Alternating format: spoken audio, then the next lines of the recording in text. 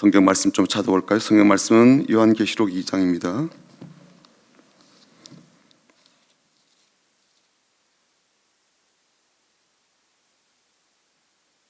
요한계시록 2장 12절부터 17절까지 보겠습니다.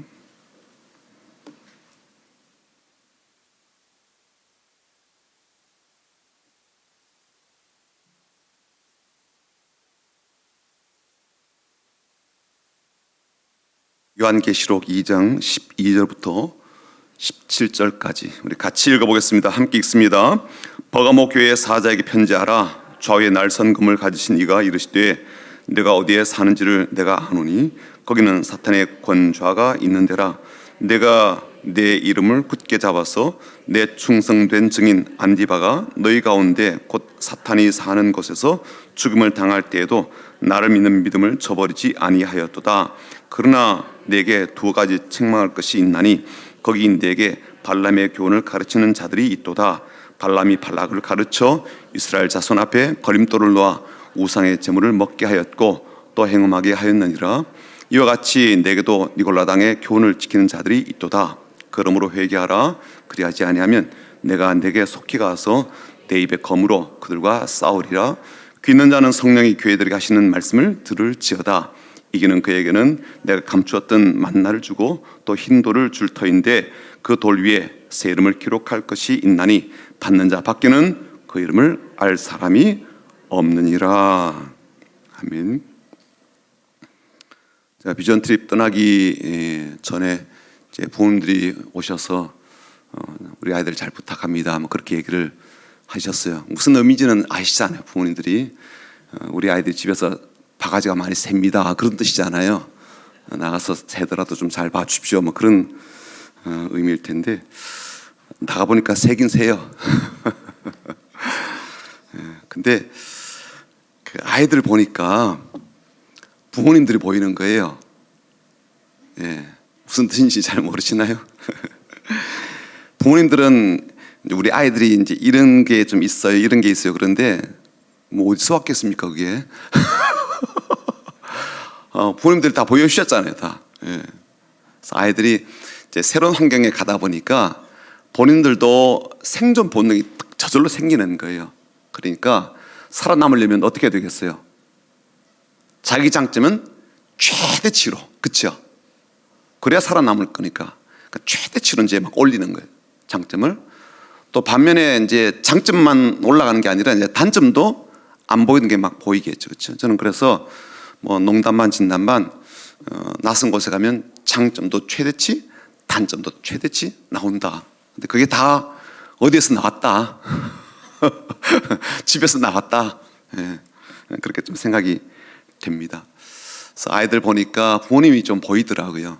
이런 게 있구나. 무조건 나쁘다는 이야기만 아니에요. 부모님들의 장점이나 이런 것들도 같이 아이들에게 잘 전수가 된 부분도 있구나라고 생각이 되었습니다. 또 한 가지 알게 된 게 뭐냐면 가보니까 훈련이 부족한 건 부족한 대로 이게 문제가 되는 거예요. 제가 이제 최소한 3개월은 좀 훈련하고 가자. 그것도 좀 부족하긴 하겠지만 그래도 최소한 그건 해야 되겠다라고 해서 훈련 속에 여러 가지 집어넣었어요. 성경 읽기 훈련도 집어넣고 큐티하는 훈련도 집어넣고 뭐 또 따로 이제 체력 훈련도 집어넣고 했는데 뭔가 부족한 부분이 가니까 이게 이제 드러나게 되더라고요. 그래서 훈련은 꼭 해야 된다. 빡세더라도 좀 하고 가야 된다. 그게 잘 안 되면 거기 가서 뭔가 계속적으로 우리가 그걸 감당할 수밖에 없는, 다른 말로 하자면 대가를 지불할 수밖에 없는 이런 일들이 좀 벌어지는구나라고 생각이 들어서 청년부가 갈 때도 꼭 좀 훈련은 제대로 하고 가야 되겠다라고 마음을 먹게 되었습니다.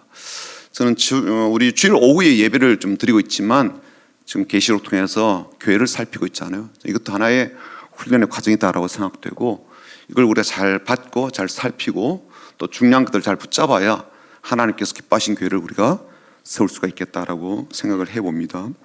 오늘은 이제 버가모 교회를 우리가 살펴보게 되는데요. 그 지도상으로 한번 볼까요? 보게 되면 처음에 우리가 봤던 것이 에베소 교회였어요. 그렇죠? 북쪽으로 올라가면서 서문화 교회. 좀 더 북쪽으로 이제 한 80km 올라가면 버가모 교회가 있게 됩니다. 이 버가모 교회는 이제 해발 한 300m 정도 좀 높은 고지대에 있다고 하고요. 그 당시 이제 왕궁을 복원한 모형도 사진을 보시면 이렇게 좀 되어 있습니다. 왕궁 복원한 거예요. 그러니까 유적지만 남아 있으니까 볼 수가 있습니다. 이 왕궁에서 보게 되면 이제 지중해가 좀 보일 정도로 약간 높은 지대라고 해요. 그래서 사람들이 이 왕궁을 보면서 야, 왕의 집답다라고 그렇게 표현을 하기도 합니다. 지금 남아있는 유적은 이제 이런 모습이고요. 이런 모습입니다. 역사적으로 이곳은 이제 아시아에서 3대 도시가 이제 에베소, 그 다음에 서머나, 그 다음에 버가모 3대 도시로 손꼽히게 되고, 또 그래서 이 버가모 같은 경우는 400년 동안 아시아의 수도 역할을 또 하기도 했었습니다. 그러니까 이 수도 역할을 하는 이곳이니까 로마에서도 굉장히 좀 눈여겨보고 마음을 두고 있었기 때문에 총독부를, 우리도 총독이 있었죠. 총독부 있었죠. 그런 것처럼 총독부를 설치한 곳이기도 합니다. BC 133년에 이제 로마의 식민지가 된 이후에 로마로부터 이제 파송을 받아서 행정관이 주재를 했고요. 그래서 정치와 행정의 중심지로 그렇게 알려져 있기도 합니다. 버가모는 좀 세 가지 중요한 특징이 있는데요. 하나는 뭐냐면 도서관이 아주 큰 게 있었습니다. 20만 권 이상의 장서를 소유한 엄청난 규모의 이제 도서관이 있게 됐는데, 특이한 것은 뭐냐면 이 모든 도서들을 양피지에 기록을 했다는 거예요. 그러니까 그 당시만 하더라도 양피지가 굉장히 비쌌고요. 그래서 아주 싼 것으로는 왜 파피루스라고 갈대를 이렇게 잘게 이렇게 해가지고 거의 이제 종이처럼 만든 그런 게 이제 널리 사용이 되었었습니다. 그런데 주전 3세기경에 버가모의 한 왕이 도서관 세워야 되겠다. 그러니까 그렇게 마음을 먹고 계획을 갖고 이제 도서관을 건립하게 되는데, 이때 이 사람이 어떻게 했는가 하면 이집트에 있는 한 사람을 데리고 오게 돼요. 그 사람이 아리스토파네스라는 사람인데, 이 사람은요 알렉산드리아에서 이제 사서로 이렇게 일하는 사람인데, 이 사람 이제 빼오게 돼요. 자기 이제 도서관을 이제 지으려고 하다 보니까 이 사람이 유용하겠다 싶어서 했는데, 애국 황제가 이제 뿔이 난 겁니다. 우리나라 사람을 빼갔다. 중요한 인재를 이제 도둑 맞았다. 이렇게 해서 이제 뿔이 나니까 파피루스 수출하는 금지 이렇게 돼버린 거예요. 버가모에는 더 이상 보내지 않겠다. 그러다 보니까 종이가 없잖아요. 그래서 이 버가모 왕이 야, 그렇다면 종이를 대체할 것을 한번 구입해보자, 준비해보자라고 해서 그때 개발된 것이 양피지, 짐승들의 껍질을 잘 말려가지고 종이로 그렇게 쓰게 되었습니다. 그러다 보니까 이 보관은 훨씬 더 좀 쉬워지게 되겠죠, 그렇죠? 대신 좀 비싸긴 하지만 이러한 것들을 그야말로 장서로 이 도서관에 이제 비치를 해두게 되었고, 이런 지식의 전수 때문에 문화가 굉장히 발달된 도시이기도 하였습니다. 두 번째 특징은 뭐냐면 신전이 많다는 거예요. 고대 세계에 있어서 종교적으로 엄청난 규모를 자랑하는 신전들이 이 버가모에도 세워지게 됐고요. 제우스 신전을 비롯해서 디오니소스 신전이라든지 아데미 신전이라든지 이런 신전이 많이 세워지게 되었습니다. 그리고 로마 황제를 위한 이 세계 거대한 신전까지 이제 세워지게 되었기 때문에 가히 신전의 도시다라고 불려질만 했다는 거죠. 그리고 이 이제 신전 터 위에 3세기 경에 이제 기독교가 국교화 되면서 버가모 교회가 세워지게 되었습니다. 버가모 교회는 이런 모습이에요. 이런 모습으로 지금 유적들이 남아 있습니다. 그리고 버가모에는 또 특별한 신전이 있는데요. 그게 뭐냐면 아스클레피오스라는 그런 신전이 있습니다. 이게 어떤 거냐면 아스클레피오스라는 사람, 이게 그 존재가 이제 그 치유의 신이에요. 이 신은 이제 뱀의 형상을 하고 있었고요. 이 뱀을 섬기면서 사람들이 이제 구세주라고 그렇게 부르기도 하였습니다. 그래서 이 신을 부를 때 아스클레피오스 소테르 이렇게 불렀는데 구주 피오스라는 그런 뜻입니다. 이 신의 이제 이름을 딴 병원도 세워지게 되었고, 무려 이 병원은 800년 가까이 건재할 만큼 그렇게 최고의 병원으로 알려져 있기도 합니다. 병을 치료하는 방법이 좀 독특하다 그러죠. 약이나 어떤 의학의 어떤 치료 방법보다는 심리적인 그런 치료도 같이 병행을 했다는 거예요. 그러니까 환자들 하여금 이제 병원에 이제 길을 걷게 하고요. 또 병원 여러 가지 어떤 그 시설들을 돌아보게 하지만 그 지하실을 이제 걷게 하는데, 그곳에서는 위에 구멍을 뚫어놓고 의사들이 그 환자들이 밑에서 지나가는 동안 네 병은 낫게 될 것이다, 나을 수 있다라고 긍정적인 메시지를 그렇게 전해주는 심리적인 요법도 함께 했다고 합니다. 어쨌건 그렇게 이제 환자들 치료하는 일도 아주 잘했고, 또 그렇게 하기 위해서 병원도 크게 건립하는 그런 일도 있었습니다. 세 번째 특징은 뭐냐면, 계속 우리가 살펴보는 대로 당시 로마 제국에 이제 거의 만연하다시피 했던 것이 황제 숭배이거든요. 버가모도 이제 아시아 지방의 이제 행정 중심지라고 그랬잖아요. 수도 역할을 했다고 그러는데, 그러니까 그야말로 여기도 황제 숭배가 아주 극성을 부리던 그런 곳이기도 했습니다. 그러니까 황제에 대한 신격화가 이루어지게 되었고요. 황제를 위한 신전도 거의 크게 3개나 그렇게 세워질 정도니까 얼마나 그곳에서는 강력하게 황제 숭배의 그런 의식들이 많았겠습니까? 그러니까 황제를 주님이다, 내 주님이다 부르기만 하면 다른 종교도 가질 수 있을 정도로 그렇게 이제 법제화가 돼 있었어요. 기독교인들은 대신 그렇게 할 수가 없잖아요. 황제가 내 주님이다 그렇게 말할 수는 없죠. 예수님만이 나의 주님이다 라는 그런 고백을 갖고 있으니까요. 이것 때문에 말하자면 기독교인들이 버가모에서도 굉장히 많은 박해를 받게 되었고요.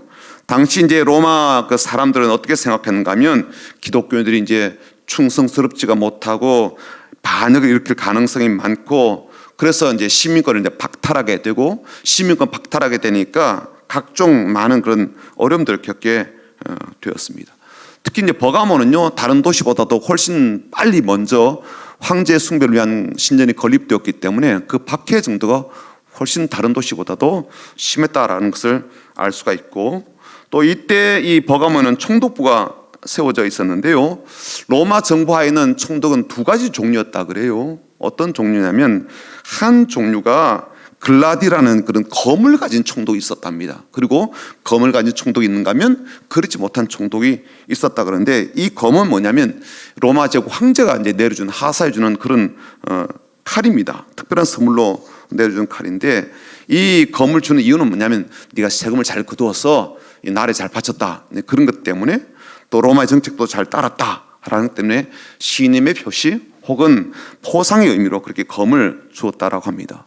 그리고 이 검을 가지고 있는 이상 사형 집행권도 함께 그렇게 가질 수 있었다고 해요. 그래서 버가모 같은 경우는 이 칼을 가진 총독이 있었기 때문에 아주 강력한 황제의 정책을 그 가운데 펼치게 되었고, 또 더 나아가서 마음에 들지 않으면 말하자면 사형 집행도 하게 되는 일들까지 있게 되었다는 거예요. 이런 상황을 이제 종합해 보게 될 때, 오늘 이제 성경 말씀에 이 버가모 이 도시를 뭐라고 불렀는가 하면 사탄의 권좌 이렇게 이제 부르고 있거든요. 충분히 이해가 가능하죠. 왜냐하면 그만큼 많은 신전이 세워졌으니까, 그렇죠? 황제 숭배가 만연했으니까. 그러니까 종교적 형태로 사람을 막 통치하고, 또 신전에서 신앙 고백을 하게 하고 뭐 이런 것들을 하게 되는데요. 이 황제 숭배하지 않으면 모든 행정권을 막 동원하게 되겠죠. 또 사형 집행권도 있으니까 그것 가지고 사람 위협하기도 하고, 실제로 사람을 죽이기도 하고. 그래서 첫 번째 순교한 사람이 안디바라는 사람입니다. 이 사람이 그렇게 순교를 하게 되었죠.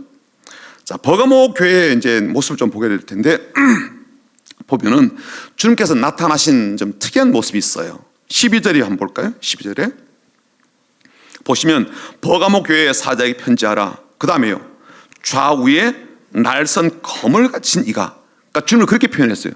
좌우가 아주 잘 벼려진 그런 검을 가진 분으로 묘사를 하고 있는데요. 이 검이라는 말이 또 나와요. 16절 한번 보십시오. 그러므로 회개하라. 그리하지 아니하면 내가 네게 속히 가서 내 입의 검으로 그들과 싸우리라. 아마 이거는 이제 그 총독이 갖고 있던 그 검에 대한 상징성을 그대로 갖고 와서 이렇게 표현을 한 것 같아요. 그 검이라고 하는 이 말이요, 한편으로 본다면 주님의 심판을 상징하기도 하지만, 또 한편으로는 지금 로마 행정관이 갖고 있는 그 칼보다도 더 무서운 그러한 칼을 갖고 있다라는 그런 의미도 될 겁니다.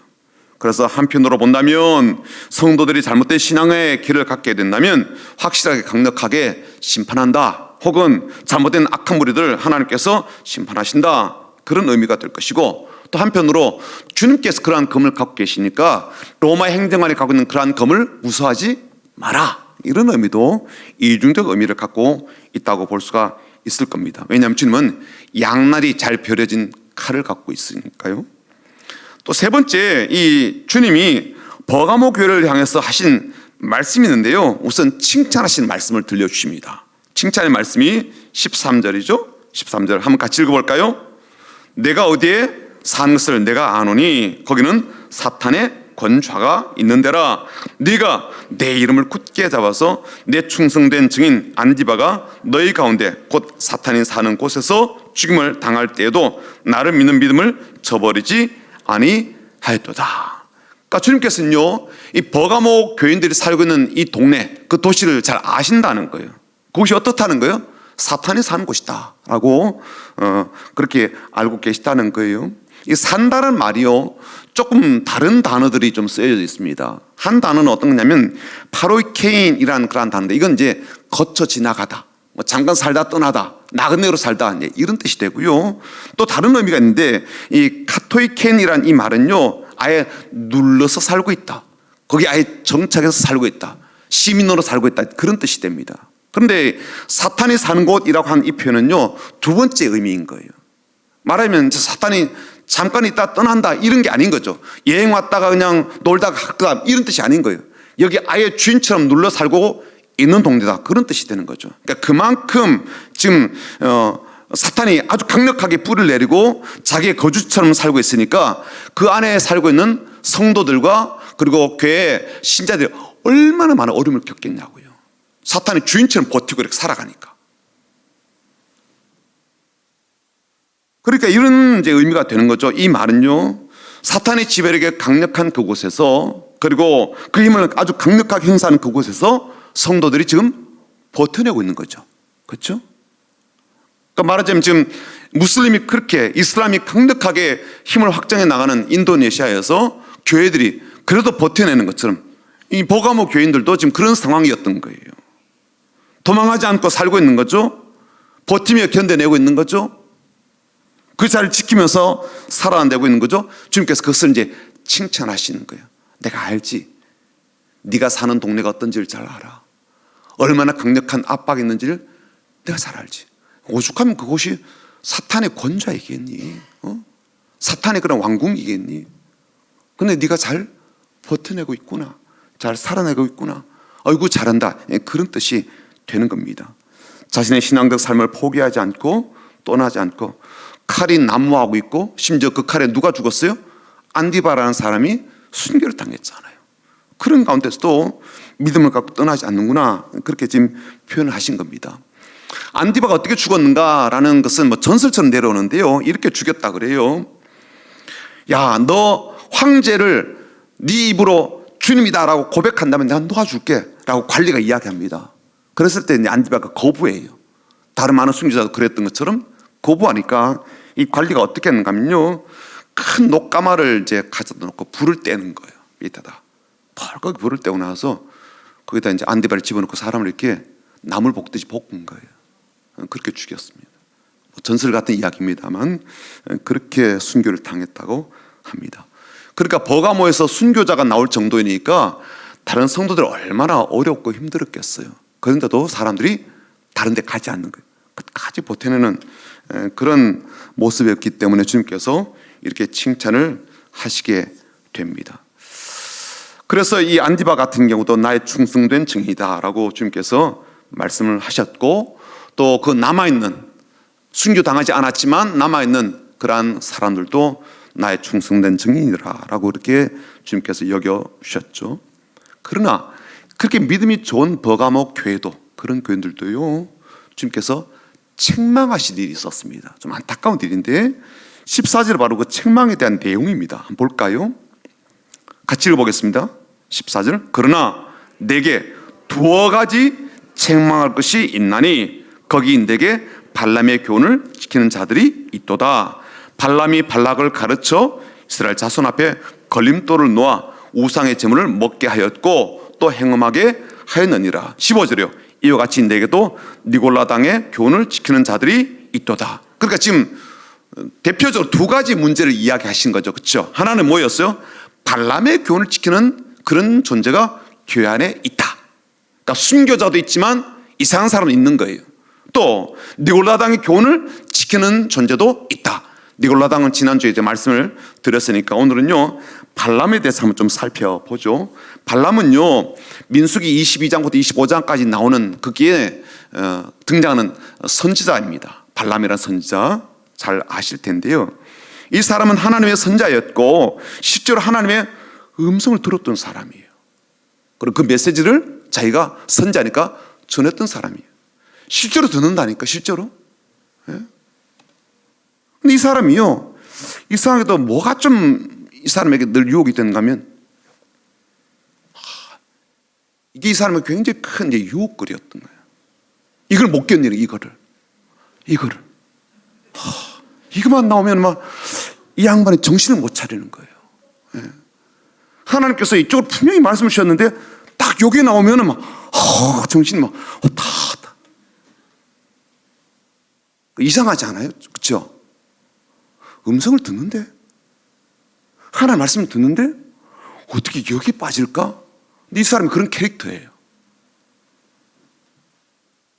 그래서 하나님의 이제 명령을 받음에도 불구하고 본인 속에 자꾸만 고민을 갖고 있죠. 이것 때문에.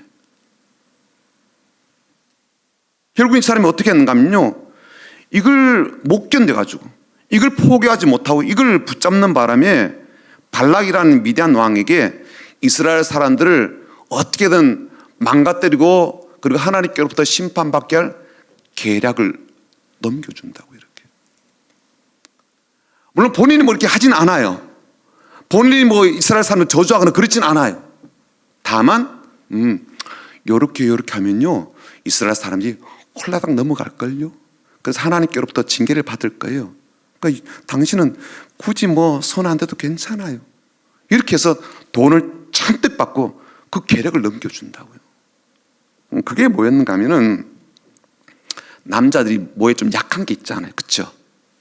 예, 남자들이 좀 성이 약하단 말이에요. 그러니까 지금 발람이 넘겨준 게 뭐냐면, 야, 당신들 미디안 여자들을 이스라엘 사람들 자꾸 흘려보내가지고 남자들 하려면 이렇게 이제 같이 성적 관계도 맺고 우상도 섬기게 만들어서 영적으로 또 육체적으로 타락케 하는 이런 전략을 넘겨준 거예요.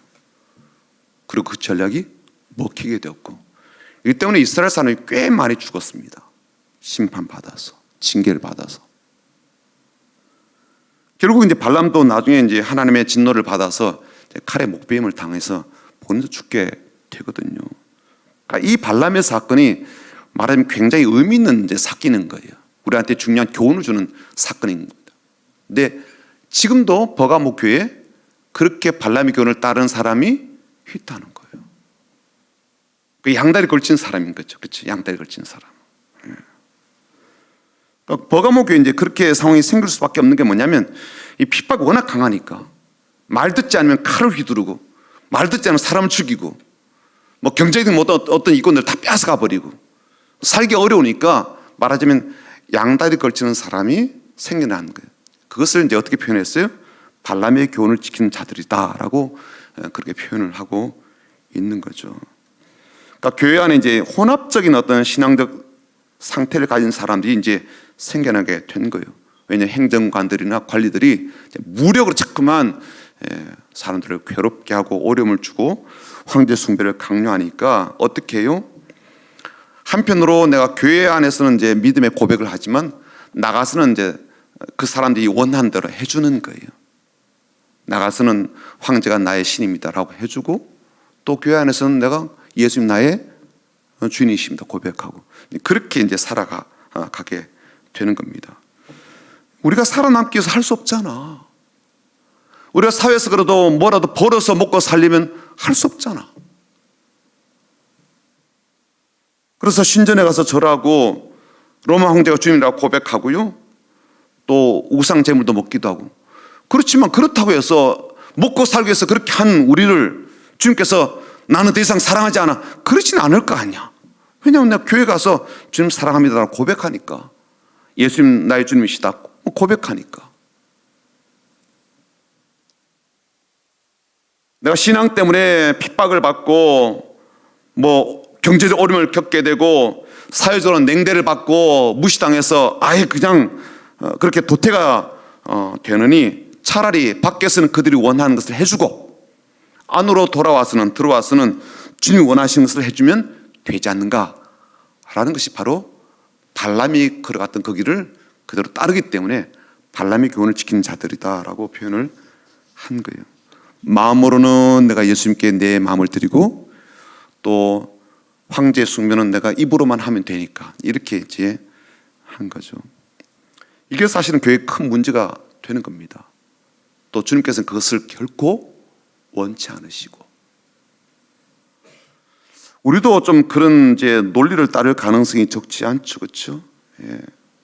이런 논리를 좋아하고 이런 삶을 우리가 딱 절연하게 끊고 그렇게 살지는 못하잖아요. 또 그렇게 하면서 우리가 기대하고 바라는 게 뭐예요? 위로를 바라잖아요. 목사님 어쩔 수가 없어요. 삶이 그래요. 이렇게 살지 않으면 버티기가 어려워요. 그리고 요즘 아이들 그렇게 키우지 않으면요 할 수가 없어요. 이게 우리가 갖고 있는 논리고 목사님 그러니까 목사님이 이해하시고 말씀으로 위로를 해 주셔야 됩니다라고 기대를 하는 거죠. 근데 그렇게 생각한다면 버가모 교회는요 엄청난 위로가 주어져야 될 그런 교회 아니었겠습니까? 그렇지만 주님이 뭐라고 말씀하셔요? 책망하시거든요. 아닌 건 아닌 거예요. 제가 아무리 여러분들에게 여러분 마음을 만져드리고 따뜻하게 해드리고 메시지로 아유 그렇군요 그렇게 하더라도 그건요 진짜 위로가 아닌 거예요. 그렇죠? 그건 우리가 발람의 교훈을 따라가면서 우리의 마음을 잠깐 그렇게 거짓 위로로 받는 것이 되겠죠. 발람을 가만히 보면 아까 말씀드린 대로 단 한 번도 이스라엘 백성들을 저주하지 않아요. 이 사람은요. 그러면서 괜찮은 사람이에요. 하지만 그 내면을 들여다보니까 하나님께서 보실 때는요 아주 나쁜 인간인 거죠. 그렇죠? 모압 사람들이 미디안 사람들이 이스라엘 백성들을 멸망시킬 그러한 계략을 넘겨준 사람이니까요. 이렇게 발람의 교훈을 따르는 사람이 교회 안에 자꾸만 생겨나게 되었어요. 빠른 교회가요 이런 거예요. 안디바처럼 충성된 사람이 있는가 하면 이상한 모양의 교훈을 따르는 사람도 교회 안에 있는 거예요. 그렇죠? 예. 그러니까 이렇게 사는 사람 보면은 이 교회가 맞나 싶고요. 또 안디바처럼 사는 사람 보니까 야 이런 교회인데 왜 이런 인간들이 있지? 그렇게 볼 수 있는 거예요. 이게 바로 버가모 교회에 보낸 편지가 오늘 우리들에게도 매우 중요한 교훈을 주는 편지라고 할 수가 있겠죠. 다섯 번째 이제 그들에게 내린 하나님의 경고가 이렇습니다. 결코 방관하지 않겠다는 것이거든요. 모른 체 하지 않겠다는 거예요. 16절 보십시오. 뭐라고 그러셨어요? 그러므로 회개해야 된다. 그렇죠? 회개해야 된다. 우리 교회는요 안디바 같은 사람이 있어요. 그걸로 안 된다는 거예요. 우리 교회는요 충성된 증인이 있다니까요. 그걸로 안 된다는 거예요. 우리 교회에 이런 귀한 장로님이 계셔요. 안 돼요. 그렇게 해서 안 된다고요. 그걸 묻어갈 수는 없다는 거예요. 그러므로 회개하라. 그리하지 아니하면 그 다음이요 내가 너에게 속히 오신대요. 속히 가서 그 다음이요 내 입의 검으로 그들과 싸우시겠대요. 무슨 일이 되는 거죠? 외부에 이제 행정관에 갖고 있는 칼이 무서워가지고 어떻게 피할까 막 이렇게 했는데 주님께서 이제 양날에 이제 아주 잘 드는 칼을 갖고 이제 오신다고 그러니까 이게 얼마나 큰 일이겠습니까? 행정관의 검이 무서워서 타협을 하고 살고 있었는데 오히려 주님께서 더 무서운 검으로 속히 오시겠다고 그러니까.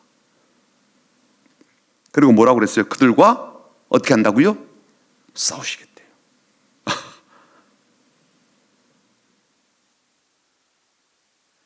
물론 교회 전체에 이제 주신 말씀이긴 하지만 이제 타협하고 있거나 거짓 유래에 취해 있는 그런 사람을 향해서 주님께서 이제 날쌘 검을 휘두신다라는 그런 말씀 되겠죠. 이 사실을 잘 알았던 이제 히브리서 기자도요 우리에게 이렇게 교훈합니다. 한번 들어보십시오.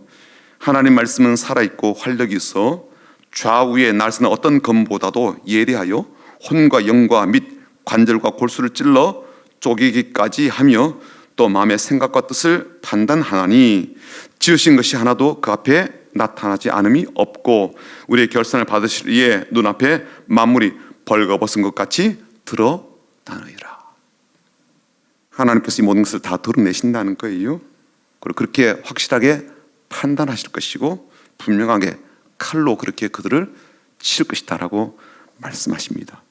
이렇게 경고도 하시지만 또 놀랍게도 승리하는 자에게 주실 복에 대한 말씀도 약속으로 주시게 되는데요. 17절입니다. 한번 볼까요? 어떤 약속 주셨는지 읽어보겠습니다.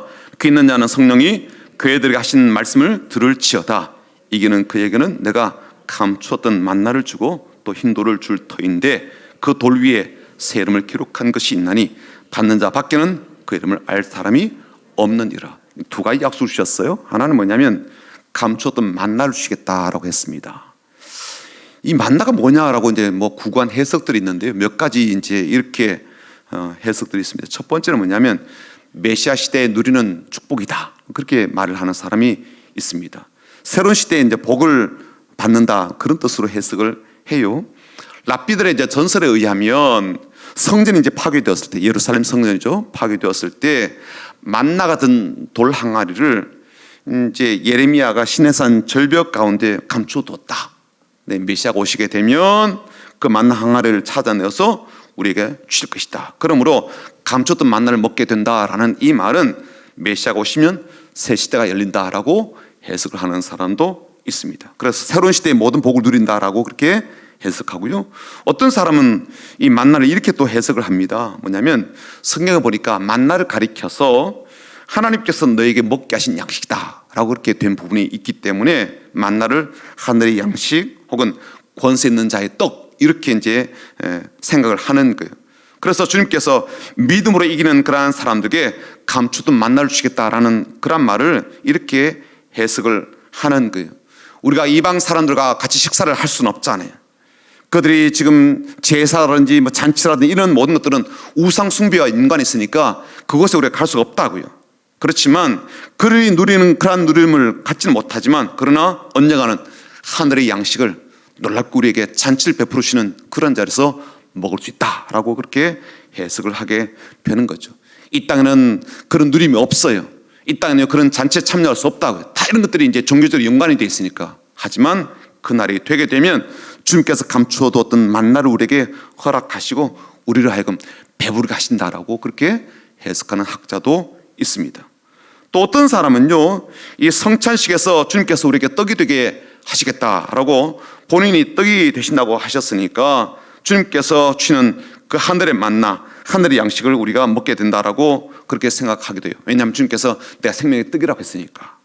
그래서 이 감춰진 만나가 다름 아닌 예수님이다 혹은 하나님이시다라고 해석하는 사람도 있습니다. 어쨌건 각기 해석의 뭐 내용은 조금 다르지만 우리에게 놀라운 복을 주신다라는 그런 의미로 받을 수가 있을 겁니다. 믿음으로 이기는 사람들에게 감춰둔 만나를 주신다, 배부르게 하신다라는 의미가 되겠죠. 두 번째는요, 흰 돌을 주신다 그랬어요. 새 이름이 새겨진 흰 돌을 주신다. 이 흰 돌에 대해서 여러 가지 해석이 좀 있습니다.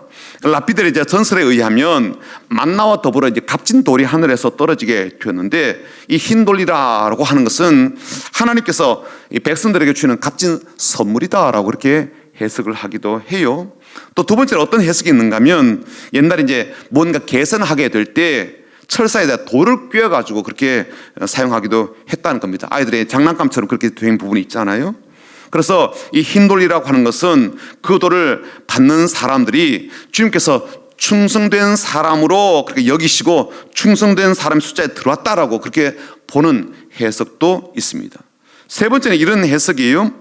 고대 법정에서 재판관들이 이제 판결을 하게 될 때 검은 돌과 흰 돌을 사용했다 그래요.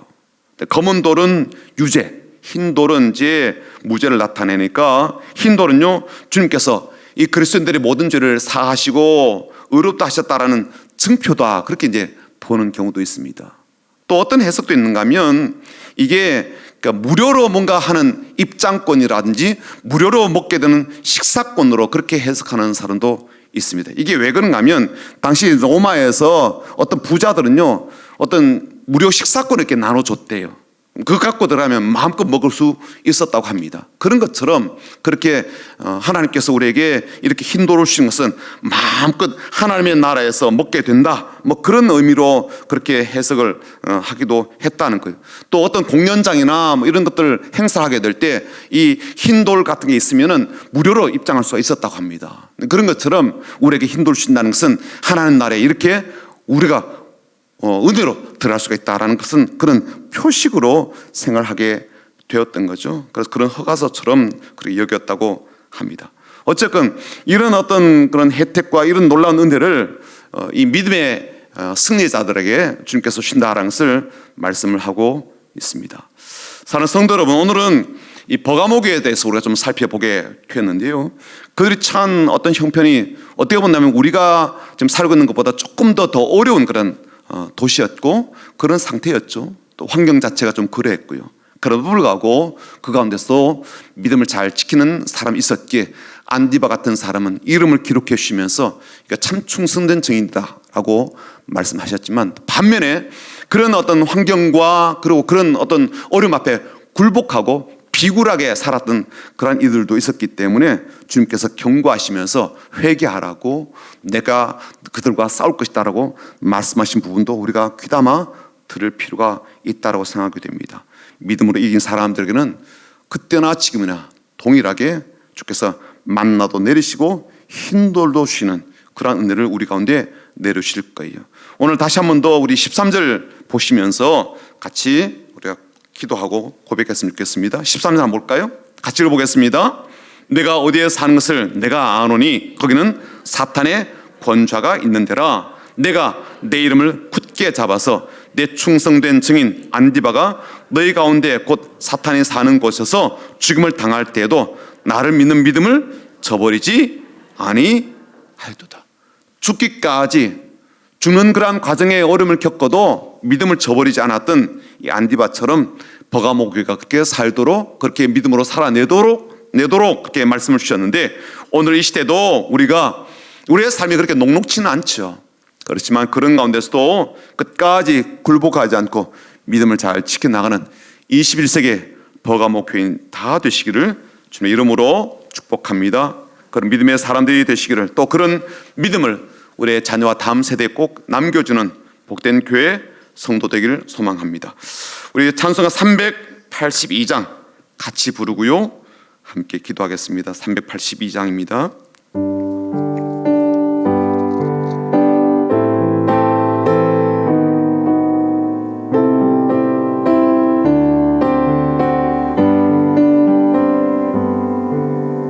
너 근심 걱정 말아라. 주 너를 지키리. 주 날개 밑에 가라. 주 너를 지키리. 주 너를 지키리. 아무 때나 어디서나